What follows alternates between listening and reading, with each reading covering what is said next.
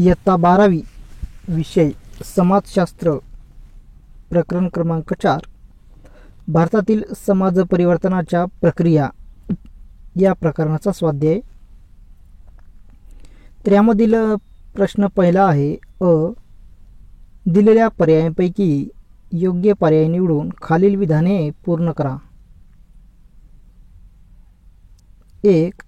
कामांच्या पद्धती सुरळीत बनवण्यासाठी संगणकीय प्रणालींचा उपयोग करण्यास डॅश म्हणतात।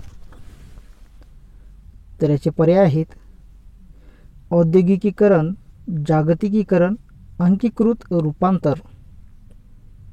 तर याचं उत्तर आहे अंकीकृत रूपांतर।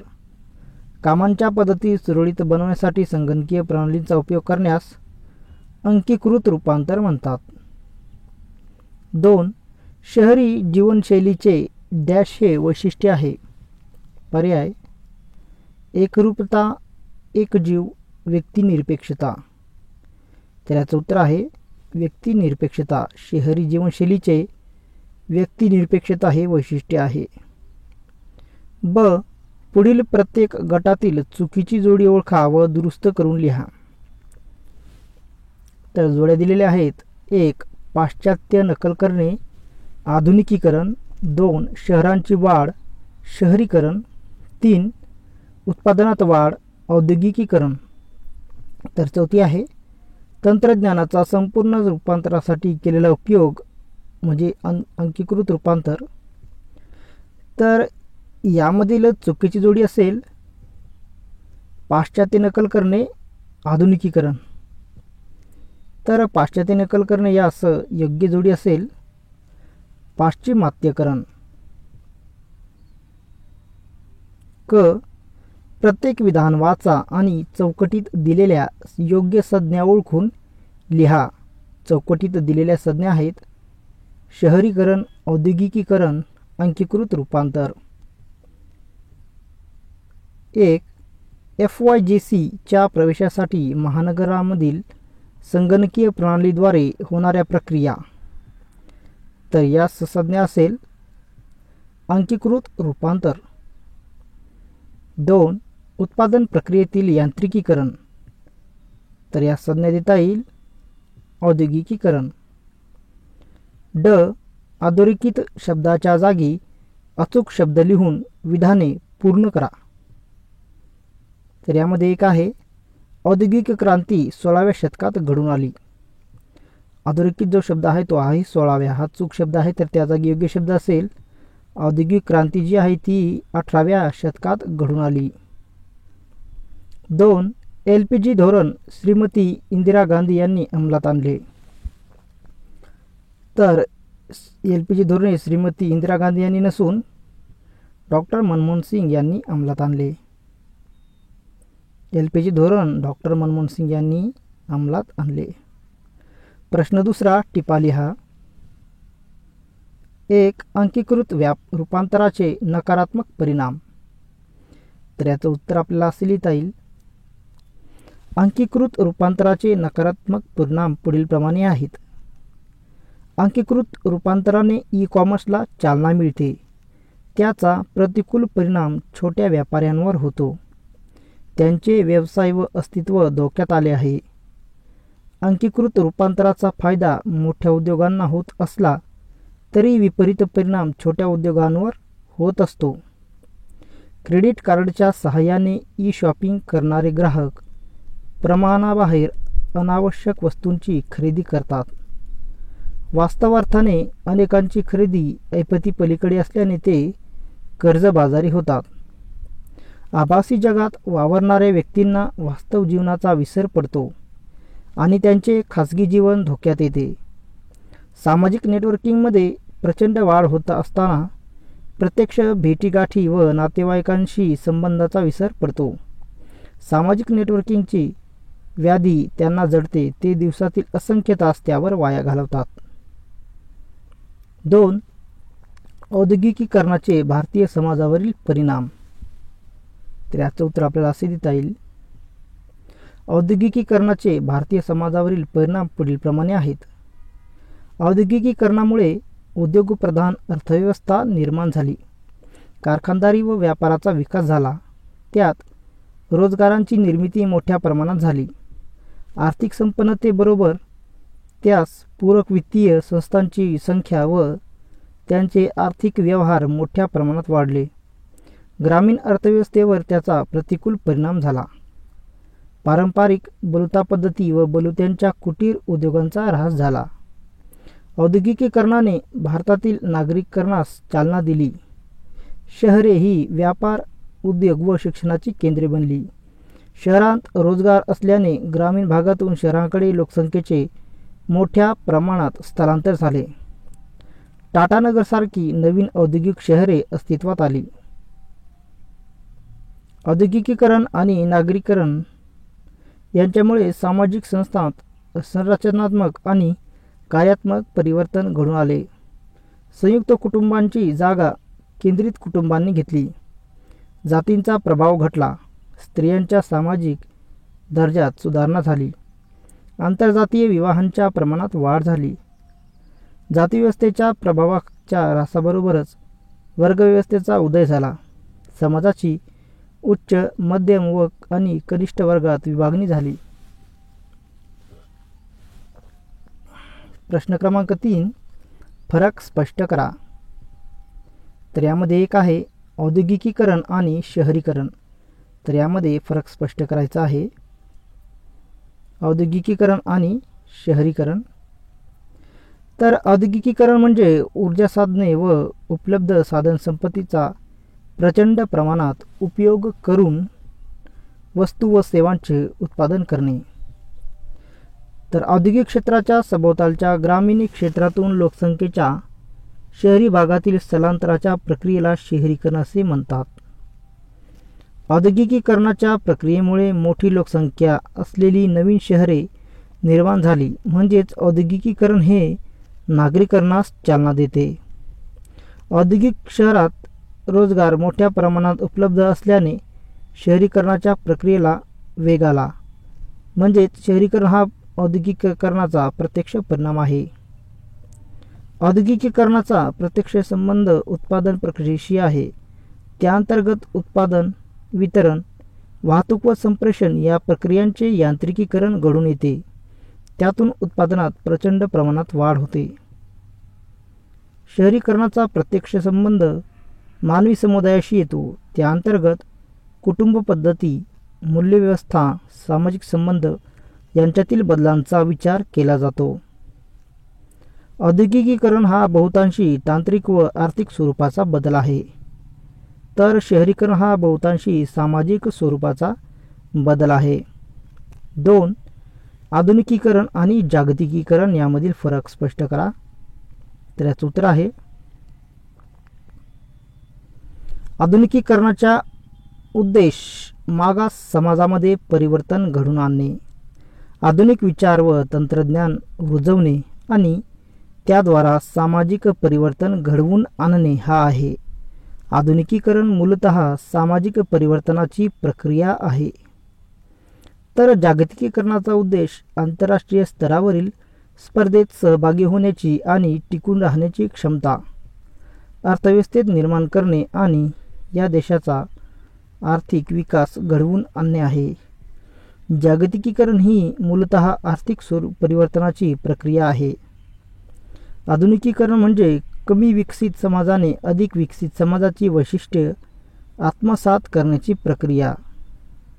तर जागतिकीकरण म्हणजे स्थानिक स्तरावरील बाजारपेठेला मुख्य जागतिक प्रवाहाशी संलग्न करणे, आयात निर्यातीवरील निर्बंध दूर करून मुक्त व्यापाराला मुभा देणे. भारतामध्ये ब्रिटिश राजवटीच्या कालखंडात आधुनिकीकरणाची प्रक्रिया सुरू झाली. त्यासाठी ब्रिटिश सरकारने पाश्चात्य शिक्षण उपलब्ध करून देऊन भारतातील आधुनिकीकरणाचा मार्ग खुला केला. तर 1991 सालच्या नवीन आर्थिक धोरण जारी करून जागतिकीकरणाचा स्वीकार केल्याने भारतात परकीय भांडवल आणि तंत्रज्ञान मोठ्या प्रमाणात उपलब्ध होऊन तांत्रिक प्रगतीचा मार्ग खुला झाला. प्रश्न क्रमांक 4. खाली दिलेल्या संकल्पना उदाहरणासह स्पष्ट करा. तर यामध्ये एक आहे अंकीकृत रूपांतर. तर याचं उत्तर आपल्याला असे देता येईल. अंकीकृतकरण म्हणजे एकीकृत केलेल्या संगणकीय तंत्रज्ञानाचा दैनंदिन व्यवहारातील वापर आणि ज्या गोष्टीचे अनुकरण करणे शक्य आहे अशा सर्व गोष्टींचे अनुकरण करणे. गार्टनर यांची अंकित करण्याची व्याख्या. अंकीकृतकरण म्हणजे उद्योगधंद्यांच्या आकृतीमध्ये प्रागतिक बदल घडवून आणणे आणि त्यायोगे उत्पन्न आणि मूल्यांना वर्धित करणे, यासाठी अंकीकरणाच्या तंत्रज्ञानाचा उपयोग करणे. अंकीकृतकरण ही अशी प्रक्रिया आहे ज्यामध्ये अंकीकरणाच्या आधारित प्रस्थापित केलेल्या संपर्क प्रणाली आणि माध्यमांचे जाळे यांच्या परिघात राहून समाज जीवनातील अनेक कार्यक्षेत्राची पुनर्रचना केली जाते. अंकीकृत रूपांतर डिजिटल ट्रान्सफॉर्मेशन ही संज्ञा प्रथम अमेरिकन कंपनीने प्रचारात आणली. अशा प्रकारे आपल्याला अंकीकृत रूपांतर ही संकल्पना स्पष्ट करता येते. 2. शहरीकरण. तर याचं उत्तर असेल शहरीकरणाची प्रक्रिया ही दुतर्फी असते. त्यामध्ये एका बाजूस खेड्यातील लोकांचे शहराकडे होणारे स्थलांतर कारणीभूत असते, तर कृषी जीवनाशी निगडीत असणाऱ्या व्यवसायामधून अर्थार्जनासाठी उद्योगधंदे, व्यापार, सेवा क्षेत्र आणि व्यावसायिक क्षेत्रामध्ये काम करणे, त्यामुळे स्थलांतरित याचा जीवनविषयक असणारा दृष्टिकोन, श्रद्धाप्रणाली, मूल्य आणि वर्तन पद्धती यामध्ये होणारा बदल हा दुसऱ्या बाजूला असतो.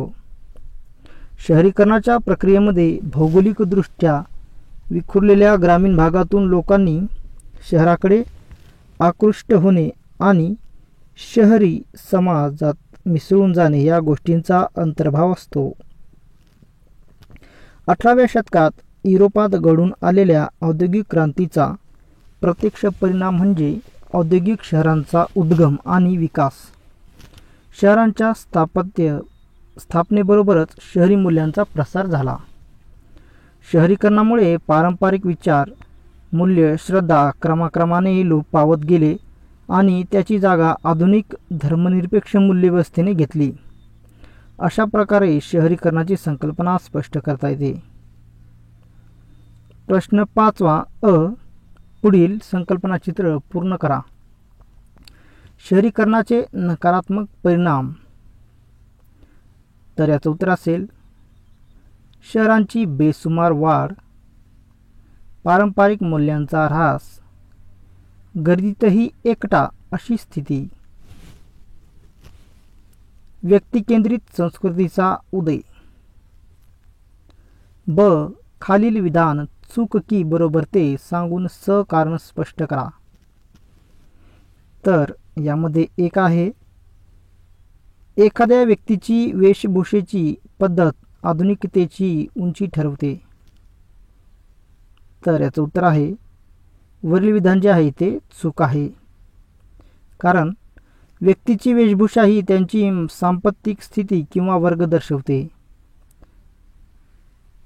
पाश्चात्तीकरणाच्या प्रभावामुळे मध्यमवर्गीयांनी व उच्चवर्गीयांनी पाश्चात्य वेशभूषा स्वीकारली आहे. वेशभूषा ही व्यक्तीचे शिक्षण व विचारप्रणाली यांचे स्पष्टीकरण करीत नाही. त्या व्यक्तीत तर्कशुद्ध विज्ञाननिष्ठा असेलच असे नाही. म्हणजेच आधुनिकतेचे मोजमापन करण्याचे साधन वेशभूषा नाही. 2. शहरीकरणाचे आपल्या सामाजिक संबंधावर नकारात्मक परिणाम होऊ शकतात. तर हे विधान आहे बरोबर, कारण शहरीकरणामुळे आपले संबंध दुय्यम आणि औपचारिक बनले आहेत. शहरीकरणामुळे लोक व्यक्तिनिष्ठ बनले आहेत. ते स्वतः पलीकडे कोणाचा विचार करीत नाहीत. शहरीकरणामुळे लोक व्यवहारवादी बनले आहेत. तर शहरीकरणामुळे लोक भौतिकवादी, चंगळवादी बनले आहेत. ते ऐशोआराम व विलासी जीवनावर पैसे खर्च करतात. प्रश्न क्रमांक 6. आपले मत नोंदवा. एक. शगुप्ता राणावत आणि तिचे एकत्र कुटुंब नागपूर शहरामध्ये 3 पिढ्यांपासून राहत आहे. त्यांची नातवंडे कायमस्वरूपी आपल्या आजी आजोबांच्या गावामध्ये राहण्यास तयार नाहीत. त्यांच्या या दृष्टिकोनामागील 2 संभाव्य कारणे द्या. तर याचं उत्तर आहे 1. शगुप्ता राणावतचे कुटुंब शहरामध्ये राहते आणि आजोबांचे खेडेगाव आहे. शहरात उपलब्ध असलेल्या सोयीसुविधा खेडेगावात उपलब्ध नाहीत.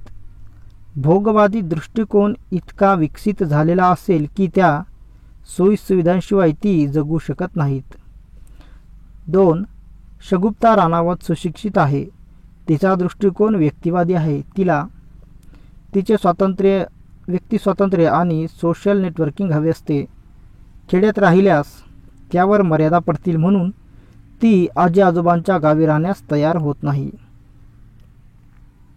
2. काही लोकांना अंकीकृत रूपांतराच्या प्रक्रियेमुळे असुरक्षित वाटते. उदाहरणार्थ, आंतरजालाच्या मदतीने केलेले बँकिंगचे व्यवहार आणि खरेदी यामागे कोणती कारणे असावीत असे तुम्हाला वाटते? तर याचं उत्तर आहे आंतरजाल बँकिंग व्यवहार करताना आपले खाते हॅक होईल अशी भीती सर्वसामान्य मध्यमवर्गीयांना वाटते. त्यामुळे होणाऱ्या आर्थिक नुकसानाची शक्यता त्यांना असे व्यवहार करण्यापासून परावृत्त करते असते. मॉलमध्ये खरेदी करण्यास गेल्यानंतर क्रेडिट कार्डनी पैसे अदा केले जातात. रोखीचे व्यवहार नसल्याने अनावश्यक भरमसाठा खरेदीचा धोका असतो. त्यामुळे काही लोकांना अंकीकृत रूपांतर प्रक्रिया असुरक्षित वाटते. प्रश्न क्रमांक 7.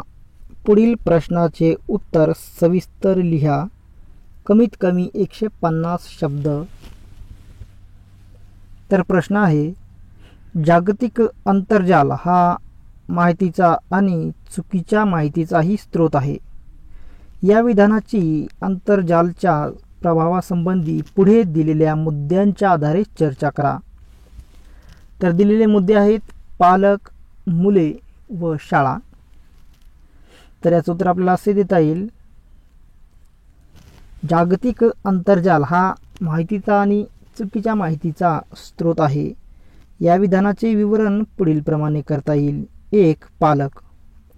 सुशिक्षित पालक संगणक आणि आंतरजालाद्वारा आपल्या पाल्यासाठी माहितीचे संकलन करतात. परदेशात असलेल्या विद्यापीठातील अभ्यासक्रमांची माहिती आंतरजालाद्वारा मिळत असते. त्या माहितीच्या आधारे ते आपल्या पाल्याच्या भावी शिक्षणासंबंधीचे आराखडे बांधतात.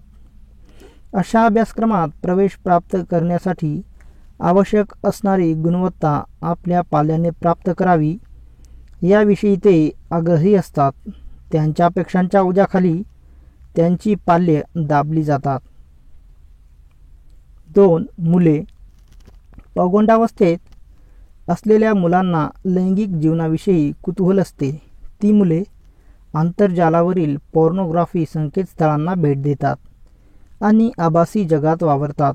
त्या मुलांना पालकांनी गुणवत्ता प्राप्त करण्याविषयीचा आग्रह अनाठायी वाटतो. त्यामुळे पालकांची अवज्ञा करण्याची प्रवृत्ती जन्माला येते. त्यातून पालक व मुले यांच्यात अनावश्यक संघर्ष उद्भवतात. 3. शाळा. अनेक शाळांमध्ये ज्ञानसंपादनासाठी संगणकाचे शिक्षण दिले जाते.